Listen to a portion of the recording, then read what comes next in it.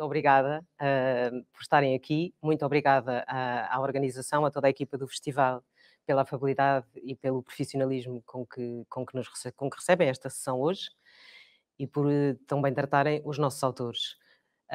Agradecer também aos autores, ao Nuno que aqui está e ao Hélder que teve um problema e não pode estar aqui hoje, que é o autor das ilustrações do Que Vêm as Estrelas, que hoje temos o enorme gosto de aqui apresentar. É um gosto muito grande, a Almedina tem uma grande tradição, como se sabe, na edição, e está neste momento a apostar em novas linhas e esta é uma das apostas, o livro infanto-juvenil.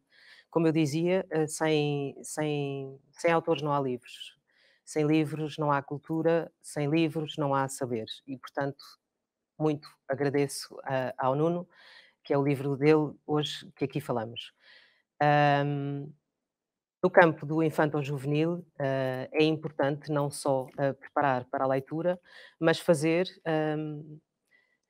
produzir obras, escrevê-las e ilustrá-las de forma a conseguir prender os meninos mais pequeninos desde cedo à leitura. Este livro é uma bela premissa, não só pelo conjunto e pela simbiose perfeita do texto com as ilustrações, mas porque contém uma premissa que é tão ou mais importante do que o começar a ler. É o interrogar, é o questionar, e como eu dizia, quando tivemos que parar, se o título deste livro tivesse ali um ponto de interrogação, tínhamos muito caminho para andar. Aqui temos a Rita, mas podia ser facilmente a Camila, podia ser a Júlia, podia ser o Xavier, podia ser o Nicolau, a fazer estas perguntas. O que vem as estrelas é o ponto de partida. É esta menina muito curiosa, como qualquer criança, vai questionar um cientista e traz consigo o seu fiel amigo, o seu cão, e é toda uma conversa que facilmente se explora. Eu agradeço muito ao Nuno, porque de facto não é qualquer um que consegue fazer isto. Eu gosto muito da obra do Nuno, porque o leio na sua ficção mais para adultos, mas é uma pessoa que de facto consegue escrever para os mais pequenos.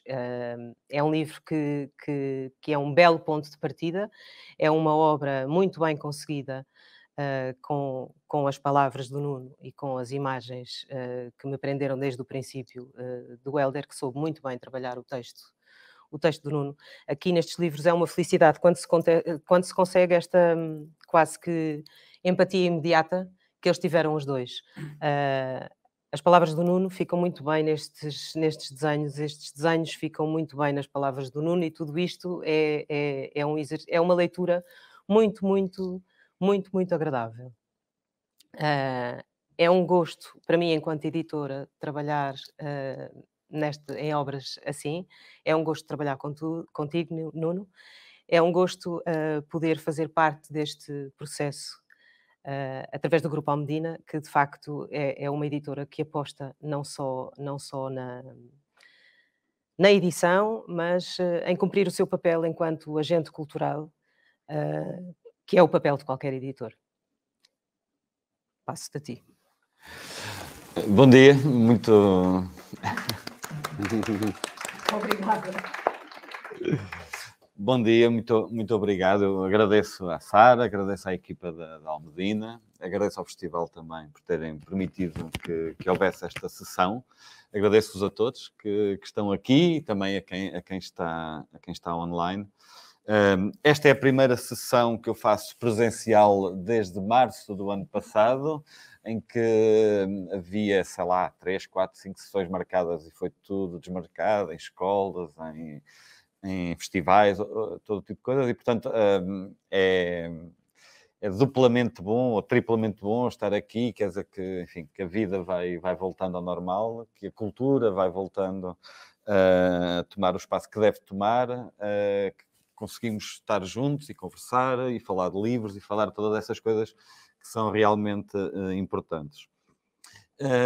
Em primeiro lugar, eu acho que devo falar do Hélder, que não pôde estar aqui e que o livro é tão dele como o meu, como é óbvio, se é que não é mais, porque de facto os livros infantis, estes livros em álbum, são muitas ilustrações. E é preciso o talento e a inteligência e a sensibilidade do ilustrador para que eles ganhem vida. De outro modo, ficam só assim umas palavras penduradas. E o Helder, de facto, entendeu desde o primeiro momento o que se pretendia, qual era a minha ideia, como é que poderia introduzir a sua visão, que não é... Ou seja, acrescentar às palavras sem as substituir, sem estar em conflito, mas acrescentando outras dimensões, e fê-lo maravilhosamente. Eu fiquei muito contente com as ilustrações. E surpreendido, que é também uma coisa boa, não é? Ou seja, não são as ilustrações que eu estaria à espera, porque isso também seria pouco interessante, e é ele o artista, não sou eu. E conseguiu surpreender e, ao mesmo tempo, bater certo com aquilo que poderia ser a minha expectativa. E, portanto, é uma pena que ele não possa estar aqui. Não sei se nos está a acompanhar, Helder. Muito obrigado. Que depois também teve esta particularidade, é que eu nunca estive com o Helder. Estivemos por Zoom, estivemos por telefone, estivemos por e-mail, mas nunca estivemos juntos na mesma sala. E, portanto, é insólito, não é? Uma obra feita à distância, sinal dos tempos. Espero que seja a última, seria bom, seria bom sinal. Espero voltar a fazer coisas com ele, mas que possamos estar juntos a rabiscar coisas e a trocar ideias. Ora bem, este livro surgiu... veio de um outro projeto, uma peça de teatro que eu estava a escrever em conjunto com outros autores, com a Joana Bertolo e com mais 2 autores, que de resto está hoje em cena em Coimbra, no Teatro Académico Gil Vicente, e que se chama O que Vêm as Nuvens. Foi uma premissa que nós encontramos, e eu, com estas nuvens, ainda quis subir mais alto das nuvens para cima, pensei nas estrelas, e achei que aquilo que é um espetáculo de teatro para adultos e que não tem absolutamente nada a ver com isto, é só essa premissa que serviu de ponto de partida, de semente para este livro. Achei que essa ideia, essa pergunta, seria ótima para dirigir às crianças. Até, eventualmente, muito mais adequada às crianças do que aos adultos, porque nós... falta-nos às vezes a plasticidade de pensar as coisas de forma aberta, de forma pouco parametrizada, não é? E as crianças conseguem fazer isso. E é algo... Eu não sei, eu diria que a idade ideal deste livro será ali entre os 4 e os 5, e depois os 8 e os 9, ou 10 talvez, é a idade onde tudo é possível, onde essa plasticidade é total e onde é importante abordarmos uma série de coisas que eu tentei abordar neste livro. Ora bem, eu trabalho muito com literatura, como é óbvio, trabalho com ciência na minha atividade académica e profissional, e com arte, uma vez que dou aulas e coordeno um curso de restauro na Católica do Porto. E interessa-me que estas coisas se misturem umas com as outras, não é? Já lá vão os tempos em que se achava que devíamos ser todos ultra especializados só numa coisinha e passar a vida toda só a pensar isso acabou, não é? Felizmente. Hoje em dia, desde muito cedo, somos levados, e eu acho que é o que faz mais sentido, a cruzar tudo com tudo, não é? A cruzar a literatura com a ciência, com a arte, com a história, com tudo. E, portanto, este livro é uma tentativa de fazer isso, de ser poético ou literário, embora para a infância, de falar de ciência. Temos aqui um cientista, um astrónomo que está a olhar para as estrelas, que é interpelado por esta Rita. São sempre a Rita as minhas personagens infantis, porque é o nome da minha irmã e, portanto, era a criança que eu tive ao longo da minha vida ali ao lado e acho que vai continuar a ser. E a partir daí há este perguntar constante. É algo que me interessa muito mesmo na relação com as crianças, que é vamos perguntar um ao outro, vamos responder com perguntas, aquela coisa do porquê, é a melhor coisa que tem a infância, não é? Nós depois perdemos esse porquê e contentamos com respostas que não são respostas, não é? E passamos a vida a achar que temos certezas, que é a pior coisa que pode acontecer a alguém. Portanto, é um desfiar de perguntas e de respostas que dão aso a novas perguntas. Portanto, vamos partindo das estrelas para as nuvens, para os montes, para as formigas, para as sardinhas, para os sapatos, para o cão Bernardino, que é o companheiro da menina Rita. E vamos perguntando, O outro aspecto que me interessava, vamos mudando o olhar, não é? Ou seja, nós sabemos o que vemos, o que vamos vendo, mas é importante aprendermos a olhar com os olhos do outro. E nunca foi tão importante isso. E nós vemos, não é? Nós vemos pelas notícias, pelo mundo, infelizmente há muita gente que não sabe olhar pelos olhos dos outros. E é importante conseguirmos pôr no lugar do outro, imaginar o que é que ele estará a pensar, o que é que ele estará a sentir, e não estarmos sempre fixados no nosso olhar, no nosso viés, no nosso preconceito, nessas coisas todas. E este livro também é isso, é brincar a olhar como os outros. Seja o outro... E acolher os olhares dos outros. E acolher e a comunicar com esse olhar, não é? Nós vemos isso, infelizmente, não é? Ainda agora com esta coisa dos imigrantes. Se nós nos conseguíssemos pôr no olhar do outro, se calhar estávamos todos muito mais atentos e não deixávamos que uma série de coisas acontecessem. E isso acho que é das coisas mais importantes que se pode aprender o mais cedo possível, não é? E a literatura tem que servir para isso, seja ela infantil ou adulta, não é? Se a literatura não nos ensinar a pôr no lugar do outro, eu acho que está a falhar a sua missão. Seja o outro, depois, o que for, não é? A literatura adulta permite-nos ser a Madame Bovary e sentir o que sente uma senhora do século XIX. Essa liberdade do olhar, do olhar dos outros e do acolhimento dos olhares dos outros. Não há barreiras aqui. Sim, é esse o exercício, enfim, seja com o telescópio, de nos projetarmos para longe, seja depois o telescópio ao contrário, que eu brinco, que faz de microscópio, também de olharmos para dentro de nós, não é? Para dentro do outro. E é um bocadinho esse o jogo que eu aqui tentei propor. E está lá. Para já, em nome da comunicação e do marketing da Almedina, que represento, quero agradecer-te não só enquanto autor, mas também enquanto extraordinário comunicador. E dizer-te desde já que só na tua apresentação já destruíste pelo menos 5 das perguntas que eu tinha para te fazer. Lamento. Portanto, facilitaste-me imenso o trabalho. Mas ainda assim eu gostava de perguntar, enquanto homem da ciência, portanto habituado a fórmulas, habituado a um tipo de texto tão hermético, como é que tu fazes essa desconstrução? Como é que tu consegues passar depois para a linguagem, no fundo, que se pretende que seja também a linguagem das crianças, bastante mais acessível? Como é que tu consegues fazer esse exercício de desconstrução para conseguir escrever este livro? Não, mas precisamente como é dirigido às crianças, a comunicação com as crianças tem que ser muito eficaz. E nós só percebemos se sabemos de um assunto se o conseguimos explicar a uma criança. Porque quando falamos com um adulto, conseguimos mais ou menos, através assim, de uns chavões, de umas coisas que nem eu entendo bem, nem quem está a ouvir entende bem, mas fingimos os dois que entendemos, não é? Que é o que acontece muitas vezes, e a coisa passa. Pronto, fingimos os dois.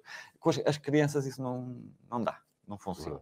Não, o que é isso mesmo? Explica lá, não é? E portanto, o desafio com um livro infantil é, não, então vamos cá falar das coisas a sério. Vamos cá... E então, tentar arranjar uma linguagem que comunique, que chegue até eles, que eles consigam perceber e perguntar sobre isso, não deixando de falar das coisas da ciência, do que é que são os fenómenos. Aqui, enfim, não é um livro de ciência, mas tem aspectos, não é? Essas questões Eu, por acaso, acho que o próprio título, para mim, remete-me logo para o método científico. É aquela coisa do que vêem as estrelas, não é? É a questão de perguntar, de querer saber, de indagar sobre as coisas, que é uma coisa que os adultos muitas vezes perdem. Ficam com as suas falsas certezas e as crianças, no fundo, nunca têm isso. Têm sempre uma curiosidade intrínseca. Sim, e no fundo, e depois isso é um bocadinho, quando vamos chegando ao fim, o próprio cientista vai pegar nisso, o Alfredo, um Alfredo cientista, que é da quantidade de perguntas que foi preciso fazer, não é? Para nós hoje termos uma ideia do que é que são as estrelas, da distância que estão de nós, nestes dias estamos aí à espera que nos caia um satélite chinês, que caia no mar, mas quer dizer, são coisas que nós como pobres adultos que somos, damos um bocadinho já por descontado, mas quer dizer, a quantidade de perguntas que foi preciso fazer, milénios de perguntas, não é? Para chegar aqui. E é isso, é esse fascínio de conseguirmos fascinar como se fôssemos nós crianças e falar com eles com esse mesmo fascínio, não é? É preciso reinventar o fascínio todos os dias, sobretudo quando estamos a lidar com crianças. Se nos cansarmos das coisas e as tomarmos como certas, não é? Quer dizer, são coisas... Nós temos sondas em pontos longínquos da galáxia a enviar-nos informação. Quer dizer, é uma coisa que temos a obrigação de nos fascinar com isto, não é? E uma boa forma de readquirir esse fascínio, como outros, não é? É no confronto com as crianças. Uhum. É verdade. E nesta era de tanto estímulo, sobretudo os estímulos digitais, isso foi uma pergunta que eu julgo que a Sara até já te fez. Exatamente. Como é que é captar a atenção dos miúdos com um livro que hoje em dia acaba por ser menos usado e as crianças têm tendência a ser muito mais estimuladas pelos YouTubes, pelos ecrãs digitais. Assim, eu acho este que analógico ainda entra na vida das crianças. Ainda há ali umas idades onde o livro e as histórias contadas pelos pais são bastante eficazes e eles de facto ficam presos, não é? Porque é diferente ter a proximidade, ter o pai, ter a voz a contar-lhes as histórias. E aqui neste livro eu acho que há um desafio, se calhar até para os pais, que é uma primeira leitura sem imagens, para os obrigar a criar essas imagens na cabeça. O livro é muito imagético, não é? Portanto, propõe muitas ideias e seria interessante fazer essa primeira leitura esperando que seja um motor de imaginação deles a criar as imagens. E no momento seguinte, até confrontar com as que aqui estão, como é que tinhas pensado? Olha, mas também poderia ser assim, etc. Porque há uma coisa que em tempos tão multimédia como os nossos, que se pode perder e que é fundamental, que é a capacidade de criar o que não está lá. E os livros são o melhor treino para isso. Porque se os miúdos, já um bocadinho mais velhos, se lerem o Harry Potter e nunca tiverem visto o filme, eles vão ter que criar tudo o que lá está, aqueles jogos, aqueles monstros, aquelas coisas todas. A partir do momento em que veio o filme, fica tudo igual. É verdade. Os milhares de Harry Potter que antes existiam passam a ser só um. E se nestas idades eles não adquirirem essa capacidade de imaginar o que não está lá, não é? De fechar os olhos e ver as estrelas, de ver tudo isso, ficarão sempre dependentes das imagens que lhes dão. Oferecidas, sim. E essa capacidade de imaginar o que não está lá é essencial para tudo. Para a ciência, para a literatura, para a arte, para tudo, não é? Quer dizer, todas as atividades humanas necessitam de criatividade e necessitam que consigamos, fechando os olhos, e buscar o que não temos. Se estamos apenas dependentes do que nos chega através dos vários apetrechos, não somos independentes. Não temos independência de pensamento, de imaginação, de poder criativo, de nada disso. E nós vamos precisar de gerações muito criativas porque temos muitos problemas para resolver no futuro, de todo o tipo, mas desde logo a questão climática, por exemplo, e um sem número de questões sociais que estão aí a despontar, e precisamos de gente, de meninos e meninas, e homens e mulheres, que consigam fechar os olhos e imaginar o que não está lá. Porque se nós nos limitarmos só àquilo que vemos, nunca conseguimos sair do lugar onde estamos. Não sei se alguém quer fazer alguma pergunta. Eu espero que sim, já que estamos aqui juntos, eu espero que haja perguntas ou comentários ou o que for. Podemos perguntar aos pequeninos. Estão distraídos com o telemóvel, não é? Estás a ver? Mais uma vez.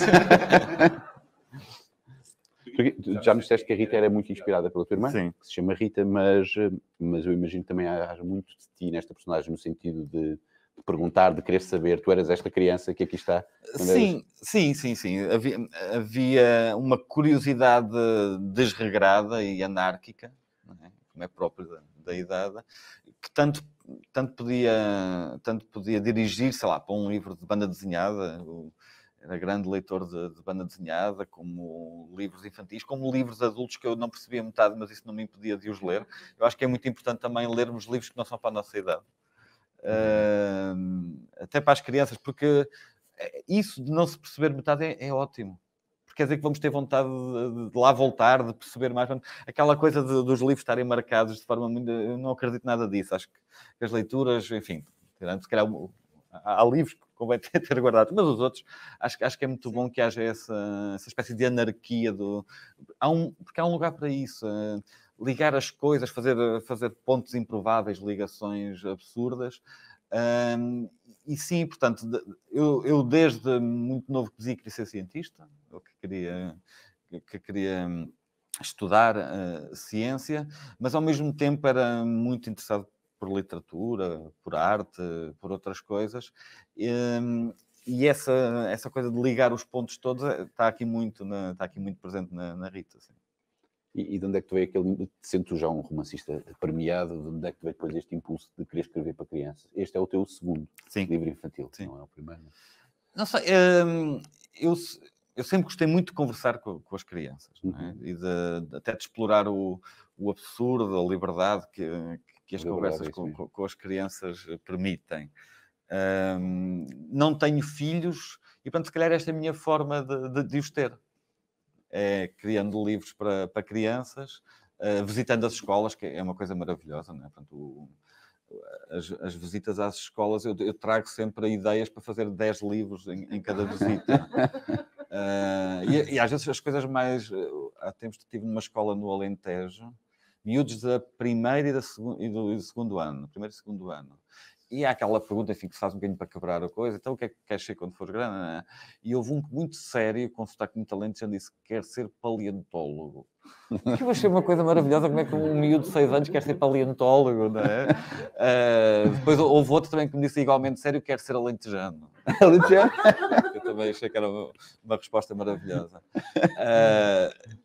E lá está, essa liberdade no discurso, não é?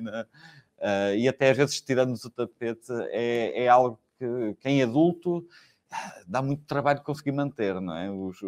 Os surrealistas, que eu admiro muito, não é? Tinham às vezes que socorrer de estratagemas para chegar lá. As crianças não precisam.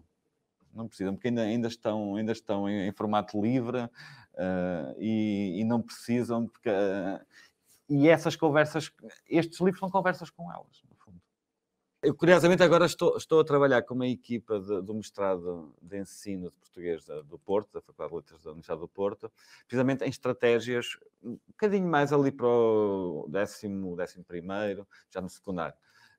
Mas que passa um bocado, pronto, não por repudiar as tecnologias, porque também não faz sentido, mas por integrá-las, por dar a volta, não é? Que é, ok, vocês têm Instagram, têm Twitter, têm essas coisas todas, bem, então vamos cá ver como é que pegamos num soneto de Camões e transformamos em 2 tweets. Por exemplo. Ou como é que vamos ver como a estrutura do épico está presente nos Lusíadas, como está presente num filme de manga. Agora, isto obriga a trabalho dos professores. As pessoas têm que se envolver, têm que conhecer também os formatos que os alunos... E têm que perceber as pontes, porque assim, não há nada de novo debaixo do sol, não é? Mudam os formatos. Mas amava-se no tempo do Camões e ama-se agora. Se calhar antes enviava-se uma carta ou um soneto e agora envia-se um SMS. Ok, então vamos pensar nisso, vamos brincar com isso, não é? E essa ideia de brincar com os formatos e de... Por exemplo, os miúdos, de modo geral, gostam de jogos de computador, não é? Mas os jogos de computador têm que ser escritos, não é? Como é que se escreve um jogo de computador? Não é? Qual é a narrativa que está por debaixo? Portanto, usar esses mecanismos para ir aos outros, estabelecendo pontes, eu acho que pode ser uma forma engraçada e interessante de dar a volta, eles próprios perceberem, não é? Que isto se calhar não é assim tão diferente. Tem roupagens diferentes, mas é o mesmo, não é? Quer dizer, pronto. Mas estamos a trabalhar nisso. Eu acho que há aqui muito trabalho ainda para fazer e fascina-me também, porque estou a trabalhar com eles, eles foram buscar. Eu também estou a trabalhar muito até com o PNL agora nas questões da literacia científica, artística e literária e, portanto, ando também a ocupar e ando a escrever também atividades para as escolas que possam ser feitas e passam sempre um bocadinho por isto, por trazer a participação dos miúdos, não impondo nada, porque isso não funciona. Ninguém aprende por imposição. Pode decorar umas coisas e papaguear, mas não aprende, não é? Como é que se consegue envolver?